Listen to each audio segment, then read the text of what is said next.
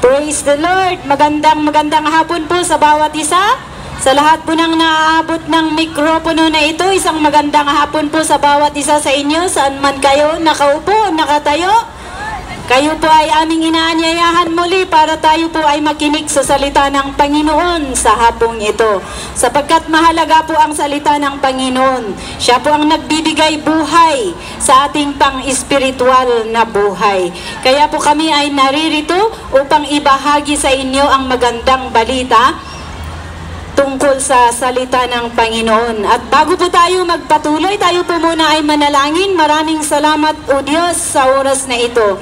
Kami po'y muling naririto. Salamat Panginoon sa pribilehyo na iyong ibinigay. Salamat Panginoon sa buhay ng bawat isa na naririto sa oras na ito. At dalangin po namin o Diyos na ikaw po ang patuloy na mangusap at magturo sa bawat isa Panginoon. Sa lahat po ng mga nakaupo o nakatayo, pati na rin po ang lahat ng mga naglalakad o ano-ano man po ang ginagawa ng bawat isa. Panginoon, ikaw po ang patuloy na mangusap sa bawat isa. Habang po namin aming babasahin ang iyong salita, O Lord, just continue to reveal and speak your message to them, Father God. We continue to invite your Holy Spirit, O Father God, to move and work in the life of each one. And we thank you, Lord, for the salvation, for the healing, for the deliverance, O Lord, even for revival na gagawin mo po sa buhay ng bawat kaluluwa na naririto sa hapong ito. Maraming salamat, O Diyos, at ikaw po ang patuloy na mapapurihan at madakila sa buhay ng bawat isa. Sa pangalan ng iyong anak na si Jesus, ito po ang aming dalangin.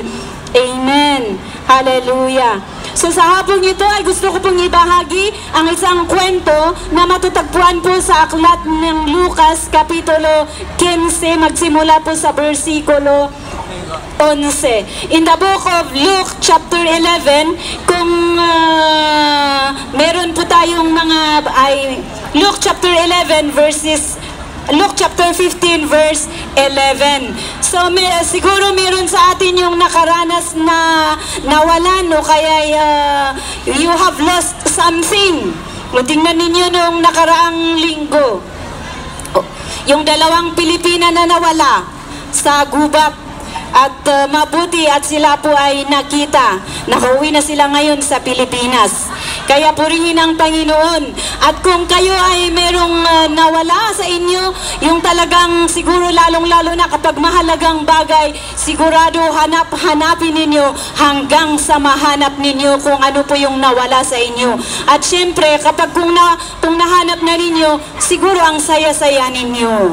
Diba? So katulad din po sa Panginoon, ito po ay kwento ng isang lost and found na anak. And kung nagbabasa kayo ng salita ng Panginoon o kaya nagiginig kayo, siguro alam ko na alam din ninyo ang kwento na ito. Pero sa hapong ito ay muli nating basahin ano po ang kwento na ito. So this is the parable of the lost son. So dito po sa Luke chapter 15 verse 11, sabi niya dito, there was a man who had two sons. The younger one said to his father, "Father, give me my share of the estate." So he divided his property between them. Not long after that, the younger son got together all he had, set off for a distant country, and there squandered his wealth in wild living. After he had spent everything, there was a severe famine in the whole country, and he began to be in need. So he went and hired himself out to a citizen of that country, who sent him to his fields to feed pigs. He longed to fill his stomach with the pods that the pigs were eating, but no one gave him anything. When he came to his senses, he said, "How many of my father's hired servants have food to spare, and here I am starving to death? I will sit out and go back to my father and say to him, 'Father, I have sinned against heaven and against you. I am no longer worthy to be called your son. Make me like one of your hired servants.' So he got up and went to his father. But while he was still a long way off, his father saw him and was filled with compassion for him. He ran to his son, threw his arms around him, and kissed him. The son said to him, 'Father, I have sinned against heaven and against you. I am no longer worthy worthy to be called your son. But the father said to his servant, quick, bring the best robe and put it on him.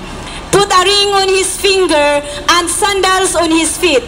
Bring the fattened calf and kill it. Let's have a feast and celebrate. For the son of mine was dead and is alive again. He was lost and is found. So they began to celebrate. Meanwhile, the older son was in the field. When he came near to the house, he heard music and dancing. So he called one of his servants and asked him, what was going on? And what was going on? Your brother has come, he replied, and your father has killed the fattened calf because he has him back safe and sound. The older brother became angry and refused to go in. So his father went out and pleaded with him. But he answered his father, look, all these years I've been slaving for you and never disobeyed your orders. Yet you never gave me even a young goat so I could celebrate with my friends. But when the son of yours who has squandered your property with prostitutes comes home, you kill the fattened calf for him. My son, the father said, you are always with me, and everything I have is yours. But we have to celebrate and be glad because this brother of yours was dead and is alive again. He was lost and is found. Bless the name of the Lord. Hallelujah. So ito po yung kwento, yung parable na kinukwento ng ating Panginoong Jesus. Itinuturo po niya noong nandito pa siya na when he was not yet crucified. At ito po ay yung kwento ng isang ama na may dalawang anak na lalaki. Kung titignan po natin yung kaugalian sa amin, yung tradition sa lugar namin, sa Kaigurutan, lalong-lalo na kapag doon sa lugar namin, kapag nakipag-asawa na yung isang anak nila, doon na nila ibibigay yung pamana sa kanila kapag nag-asawa na yung anak.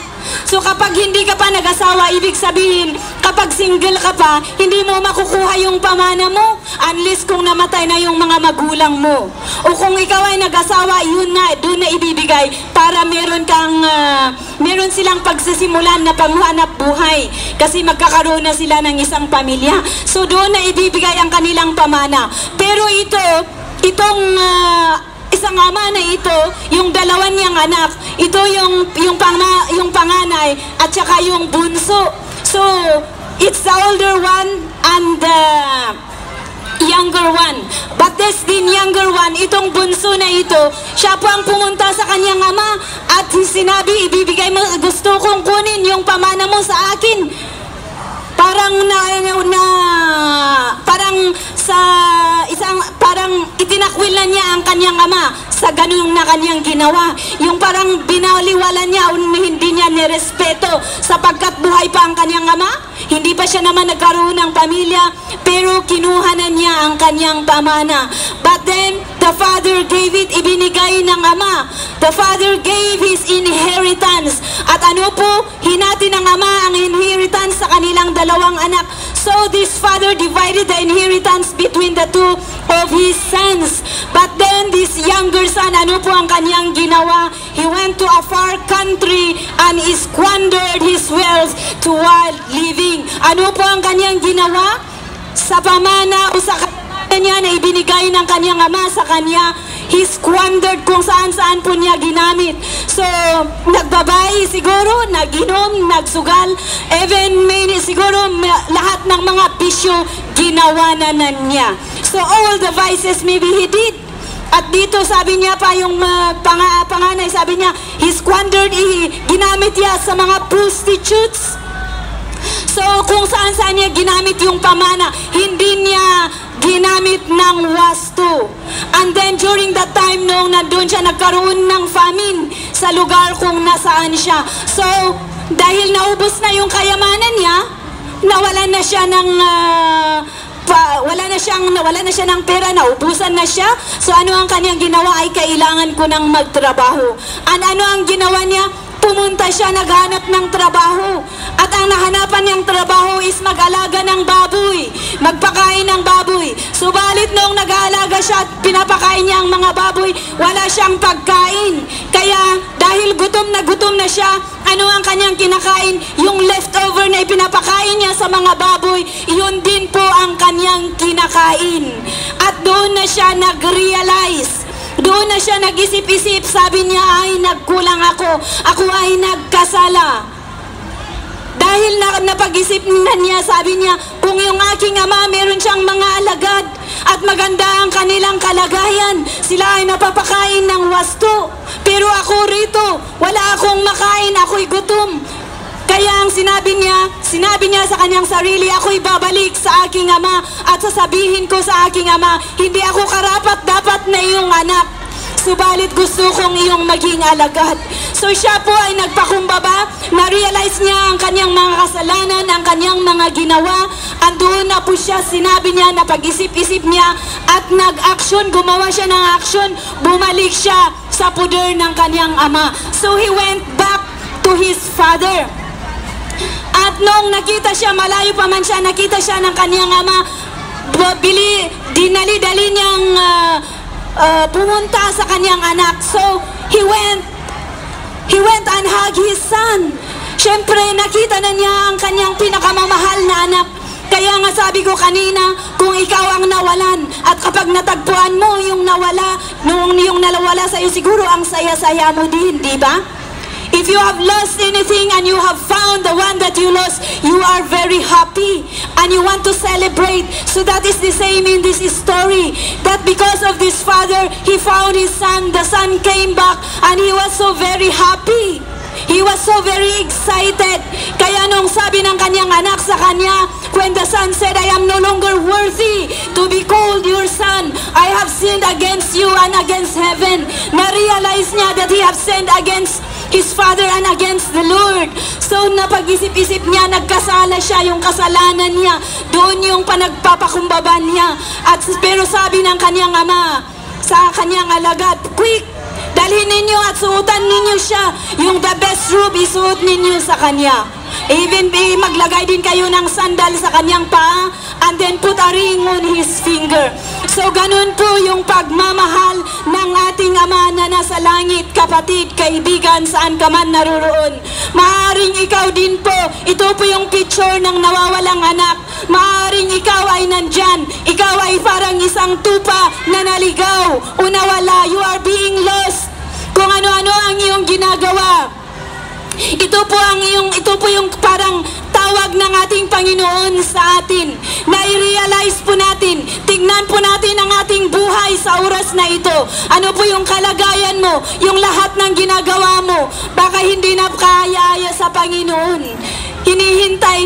Hinihintay ng Panginoon na lumapit ka sa Kanya. So ito po yung representation ng mapagmahal na Diyos, na kahit ano pong kasalanan mo, God is waiting for you to come to Him, to come back to Him through repentance. When we come to Him, humble our life before Him and repent and say, Lord, I have sinned against you. I am no longer worthy, but Father God, I need your grace, I need your mercy. The Lord is waiting for you. This is a call to each and everyone, for the time is near. Repent, ang sabi sa salita ng Panginoon, and be baptized, for the kingdom of heaven is at hand. Ito po ang oras, kapatid, hindi po mamaya, hindi bukas. Ito po yung oras, kapatid, na tayo po ay kailangan ng magpakumbaba na sa ating Panginoon. Kung ikaw po yung nawawalang tupa, maaari din po na ginawa mo ang lahat. Kung tignan natin, pati hindi lang yung bunso ang nawala dito, but then even this older son, noong pumunta siya, noong inaanyayahan siya ng kanyang ama na pumasok to join the celebration, nagalit siya. He was lost also. So pati itong older son, he was also lost. Ginawa niya ang lahat. But he might be lost in church tradition. Siguro lahat-lahat ng tradition sa simbahan ginagawa mo. Every Sunday doon ka nagsisimba. Pero may kulang, kapatid, kaibigan. Siguro meron ka pa rin hinahanap. At ito po yung kailangan, walang iba kundi si Jesus lamang. It's only Jesus who can satisfy that need, kapatid. And it's only Jesus who can satisfy the longing of your soul. Siya lang po ang kailangan mo. Maaaring ginawa mo ang lahat.